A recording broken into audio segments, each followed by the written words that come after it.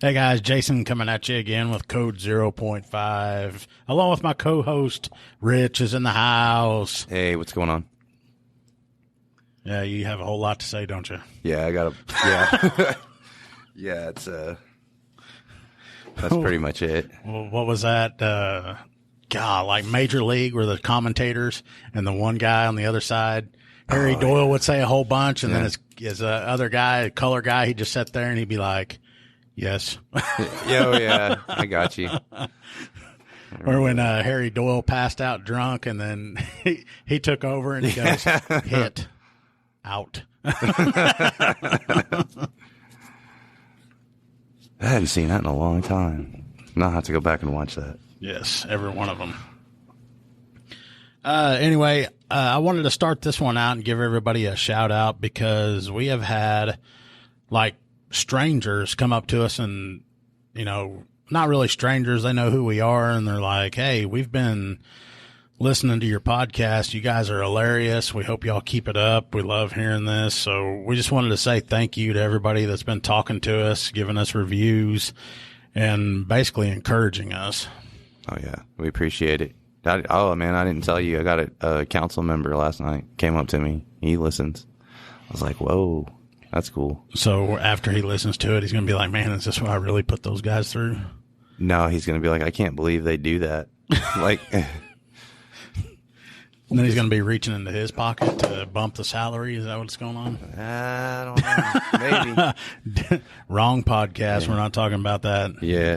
He'll just be like, I have a feeling he's going to be like, he seemed so professional until I heard that podcast. Yeah, he's like, now I know what's really going through his head. Well, that's the other thing they'll know is like, man, when these guys are dealing with serious calls, they're very professional. Mm-hmm. But when it comes to do with the other stuff, they get home and they're probably wondering, man, what is going on with society? Oh, man, we are in so much trouble. You know, and you see everything, the crazy stuff, the people that are out there that call habitually and petty stuff. People are petty these days. Super petty. Anyway, anything going on recently?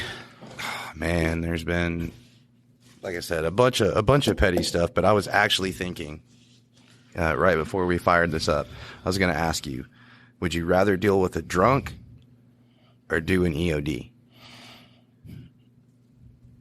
I don't know how to answer that. That's a toughie. I know not everybody out there knows when he's talking about an EOD. It's an emergency detention. It's usually involves someone that's having a mental health crisis. Mm-hmm. And I don't know which one I'd want to deal with. One of them, either way, no matter which one you're doing, they take hours on end. Oh, yeah. Man, I don't know. Dude, I spent 45 minutes one time talking to a guy. A lot of people around here are like always either naked or very close to naked. I just now realized that. But this guy was like in his boxers, like in the woodlawn, and we were like trying to get him to come out. It took us 45 minutes to like establish a rapport with him so he would actually come out. That's yeah. What was he doing off in the woods? He said he called and said that somebody I think it was like a group of guys or something had kidnapped his wife. They kidnapped his wife and they had drug her out in the woods and he could hear her screaming and he was looking for her. He was trying to find her. And we're looking, you know, because at first, you know, you think something may be wrong because he was pretty upset. And I was like, hey, man, looking for drag marks and didn't see any, you know, nothing obvious stood out. And he's like, yep, they took her in her wheelchair, just plumb off in the woods. And I was like, wait, wheelchair? Okay. Yeah, there'd be a bigger trail, I think, for a wheelchair. So, did he ask you to take pictures of the prints so you could see if they matched the wheelchair, the tread pattern from the wheelchair? The tread pattern. You know, you're talking about people always being naked, seemed like. Uh-huh. I was driving down the road one time, and I find this lady. She's And the way the road was curved, if I hadn't have come up on her first, she probably could have been ran over because the road curved and it was a blind curve, so you can't see her, and it's getting dark. It's like sunset's coming up. Anyway, I get over there and I'm talking to her and I'm like, "Hey, what are you doing?" And she's out there. And I think it's a combination of mental health, and she was on something else too at the time. She was just doing as the crystal guides. Exactly. So I get her loaded up, and we go over to the police department, and we had an interview room in there. So I put her in there because we're going to do an eval, through the iPads, what do they call them, teleconference or whatever. And I have her in there, and in this interview room, there's it's not really shag carpet, but it's there's a rug in the middle, but it's pretty thick. 70s vibe? Oh, yeah. And she walks in there and she asked me if she could lay down on that. And I don't care. I mean, yeah, just get comfortable. Don't cause me any problems. Just lay down or whatever.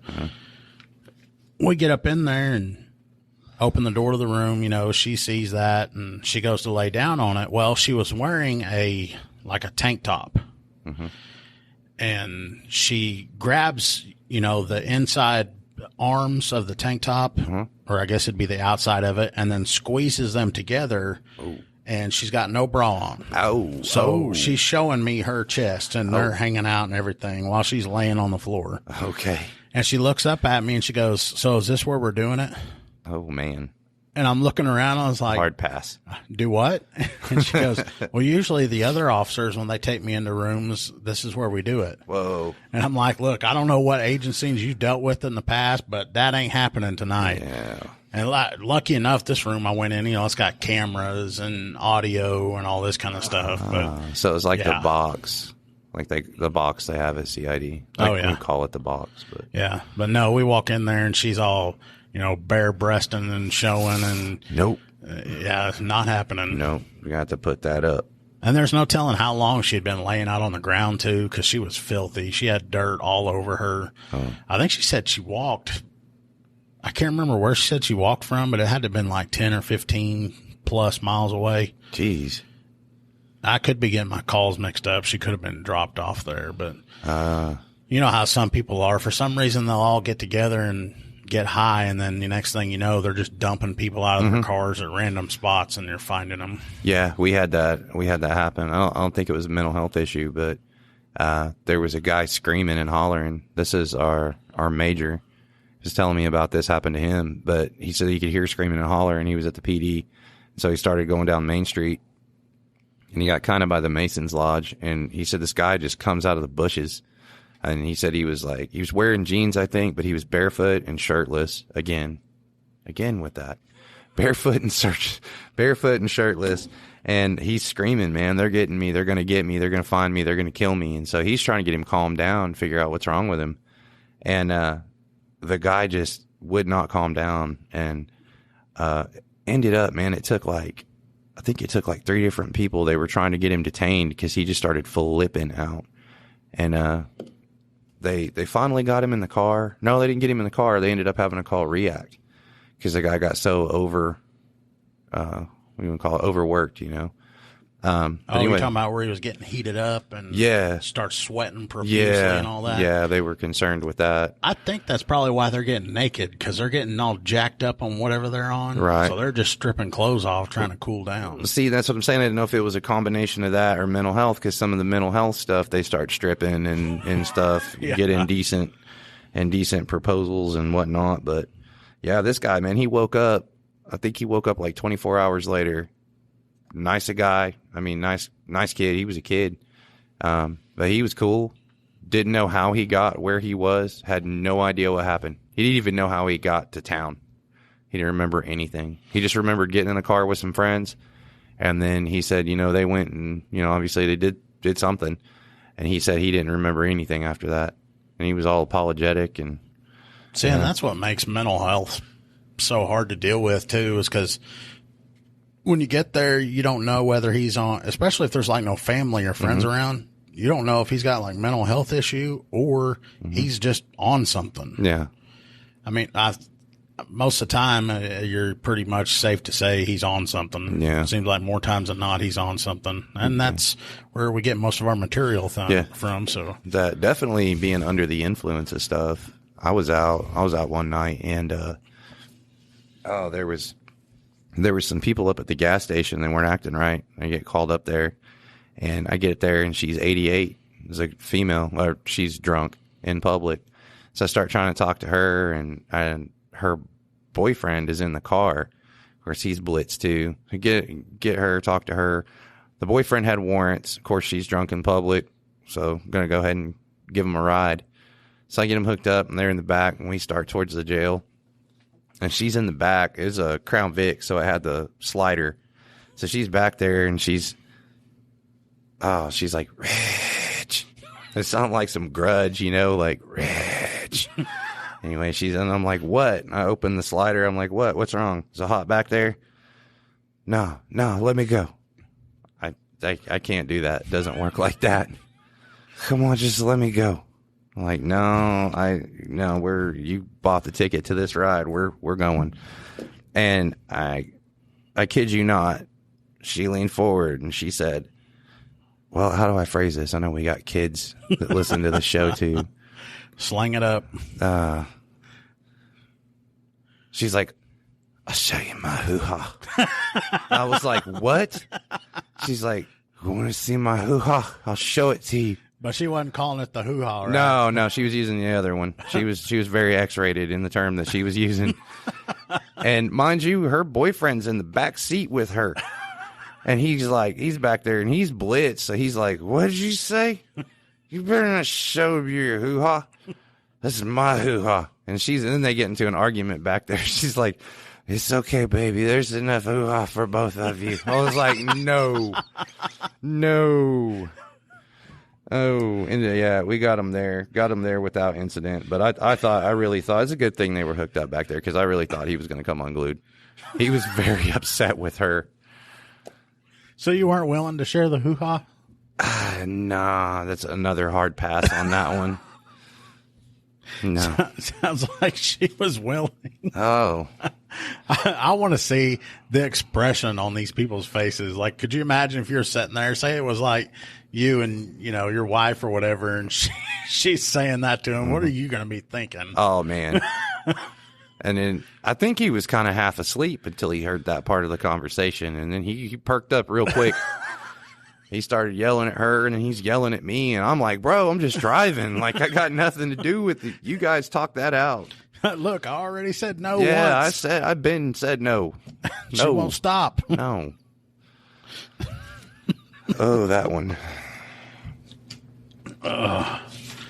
Oh, man. I'm sitting here. We keep notes and write stuff down so we can remember what all we want to talk about, but I always get befuddled and I can't find what the heck I was going to talk about next. I mean, it's kind of hard to top the old hoo-ha or whatever you called it. Yeah, the chick trying to show me her panty hamster. Yeah. Oh, yeah. Man. I got another drunk. She was banging on the door of a house. These people called. They had no idea who she was. And I get there and they were saying she's like actively, dispatch was saying they could hear her screaming and banging on the door. And so I get over there and it's quiet, which is always a bad sign. I'm like, okay, where's she gone to now? When I'm looking around, I talked to the lady it was a sliding glass door. So as I'm talking to the RP, her eyes get real big and I'm like, she's behind me, isn't she? And I turned around and like, I'm familiar with this person. She's kind of a frequent flyer too. And I was like, what are you doing? Of course, she's slobbering drunk. I don't even know how she got there. And I was like, look, turn around, place your hands behind your back. And she turned too fast and she got herself off kilter and she fell. Well, not hard, but she like fell and did this like drunk roll thing. And when she did, her shirt had like just flew up. And dude, it was like boom, instant Arby's roast beef sandwich. I was like, yo. And the lady behind me saw it. Oh yeah, there was nothing. She was wearing nothing but like an XL this t-shirt. Is another hoo-ha thing? Yeah, another hoo-ha. And the lady behind me, she said, "Oh dear." And so I get her rolled and get her hooked and get her put in the car. And the lady comes out to the car and she goes, she's trying to hand me this sheet. She goes, "Do you need this?" And I was like, "Well, I'll take it." And so I open the door and I go to, put the sheet on her to kind of keep her, dignity and what little dignity is intact, And I was like, "Okay, well, when I get done, I'll get this back to you." And she's like, "No, sweetie, you keep it." I was like, "Well, thank you." And so I get to I saw where it's going. I don't want it back. Yeah. So I'm on my way to the jail with her. And I hollered at dispatch and was like, "Hey, will you make sure there's a female that's available to come get her out of my car?" She's not being combative, but it just, it'd probably be better for a female to get her. And I pull into the Sallyport, and he was a field deputy at the time, but he's like brass now at the sheriff's department. He was in there. He had pulled up, and I get in there, and he's like, "What are you doing, man? What do you got?" And I was like, "Waiting on this female deputy, or not deputy, jailer, deputy, anybody, just a female." And he's like, "What do you need a female for? Just get her out. She ain't do nothing. Come on, I'll help you." And he goes to open that back door, and as soon as he does, she had passed out back there and slumped forward. And then he got a look at why I was requesting, and he just shut the door and said, "Nope. Let's go. Let's go see if we can't find us a female jailer." And I know who you're talking about, Yep. and that guy, I couldn't have pictured or thought of a guy more deserving of seeing that. Oh, he's probably mad at me still to this day over that one. I tried to warn him though. Yeah, I mean, you gave him a heads up. Yeah. He still wanted to go in and try. He's like, "We don't need no female. Let's just peel her out of there. Come on." And I was like, "You don't." And then he had already opened the door. It was too late. So since we're, we've switched pace here, and we've been talking about EODs, gotten on to drunk people. Well, I guess they're kind of the same in hand. Well, this one ain't really much of a flasher story. But like, you know how when you're dealing with people that are either intoxicated or they're EODs, they're not there. So everything they do it's always like a what the heck moment. Like they'll say something or move or do something, and you're always thinking to yourself, what the hell's going on? Get on a DUI. I remember it was OU, Texas. This was like 2 or 3 years ago.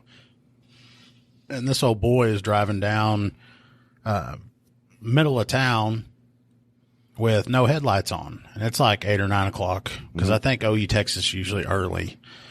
But this is like later, so he's probably good and blitz, been drinking before the game, during, and he probably still was going when I stopped him. But he's driving through town, no headlights on. And it seems like every time I've had a DUI, it's never because they're speeding or anything like that. They're always all over the lane, or they're making real wide turns, or no headlights or something like that. It's the little things that get you. Yeah. And I stopped this guy. He gets up there, and this made me think of something else. 2 things in this story. He gets up, stopped. I walk up to the car, and I tell him, it's like, "Hey, I need your driver's license." And I think at the time you still had to have your insurance. Anyway, I asked for it, and this guy opens up his wallet. He's fiddling around, and he grabs a $20 bill out and hands it to me. And I was like, "No, I don't need money. I need your driver's license." So he puts it back and is looking through his wallet again, and he pulls out this same 20 and goes to hand it to me. And I was like, "No, driver's license." So I'm starting to get irritated. And that's, one of the people I always didn't really care to deal with was the intoxicated ones or the ones on meth. If they're on freaking marijuana, man, they're cool as can be. You never have any problems. So this guy's fiddling through his wallet, and I think I probably have to ask him like 4 or 5 or 6 times. And I finally get so pissed at him that I tell him I can see the license, but I'm not going to go and take his wallet and pull it out. You don't reach into a vehicle. No. And he finally goes in there, grabs his license after I point it out to him, and he hands it to me. So as soon as I get it, I step back a couple feet, and I tell dispatch, the guy's driver's license information, and I go ahead and put it in my pocket because I know immediately I'm pulling him out. So I asked this guy, to step out of the vehicle, and he does. Well, I telling him, it's like, walk to the back of the truck, and I want you to stand behind it with me. And I'm fixing to do field sobriety test. And, you have to watch everything they're doing, the way they get out of the car, the way he looks and all that. Well, he gets out, and he's using the truck to stabilize himself. So he's got his left arm stuck out, and he's running it along the bed of the truck as he's walking. Well, I guess he thought maybe he had like a super extra long bed on his truck or something. He gets to the end of his truck where there's no more bed anymore. Yeah. Hand is still out, and he just keeps going left, falls right over, and bam, hits the concrete. Ooh. And it was at that time there, I'm like, okay, no SFST. I don't need to sobriety test this guy. He's blitzed. Yeah. So I get him picked up, help him up onto his feet, make sure, he's not hurt or anything, put him in my unit, call for a wrecker. I'm waiting on a wrecker. Well, I'm parked he pulled off of a main road and is in like a residential area where people park next to the curb. And where he had stopped at, there wasn't a whole lot of room for him to get through. So I'm standing there waiting, and then my supervisor pulls up, and he's like, if you want to go ahead and go with this guy, I'll stay and wait here on the wrecker. Come get it. And I was, okay, great. Well, about that time, a car is pulling into this residential neighborhood. And I'm standing there, and I'm like, okay, when this guy stops, I'll just say, hey, can you wait a second or move or whatever, and I'll get out of your way, and then you can go about your business. Well, the car pulls up and stops, and, lights are on me. I can't see who's in it.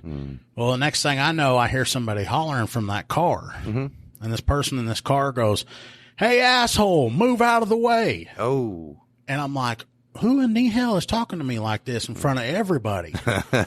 So I'm walking up there, and as I'm getting closer to the car, he goes, you heard me, get the hell out of my way. I'm like, wait a minute, this voice sounds familiar. Well, I walk up and look. Well, it's a buddy of mine I've known for like 20 years. And I'm like, hey, listen, dude. And he's like, what? And I go, my supervisor's over there, and you're yelling at me to get the hell out of your way. And and he's like, dude, I'm so sorry. Do I need to go say something to him? I'm like, no, just shut up. So we finally get him all cleared out and everything. But, yeah, that was one of my favorite moments. Now that I've been doing this a little longer, when I see somebody walking along and they're bracing themselves with their truck, I just go ahead and get prepared to help him where he doesn't fall, get hurt or anything. Jeez. He was pretty loaded then, huh, if he fell over? Oh, when he finally got to talking to me, he told me that he started drinking before the game, and then, during and all that. Pre-game. And, well, it was OU Texas, man. You got to...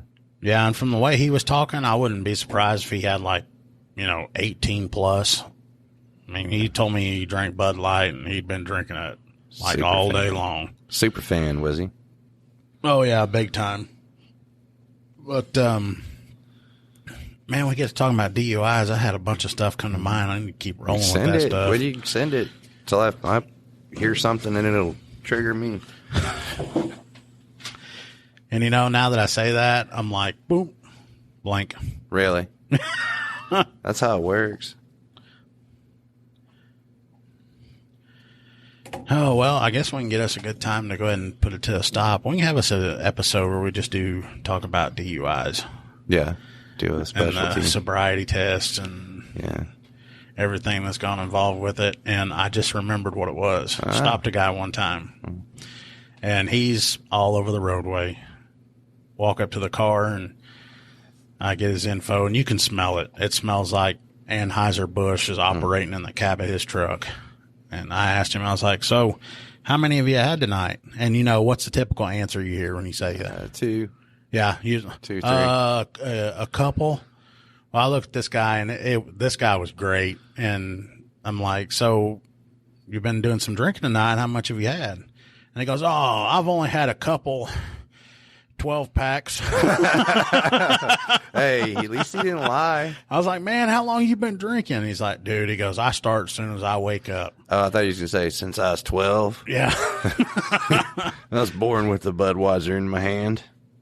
No, this is one of those things where this guy, he'll start drinking. He's one of those that he consumes it so much that he has to have like an enormous amount before it'll really affect him. Oh, man. Like I'm talking about, he'll drink a 30-pack a day. Wow. Yeah.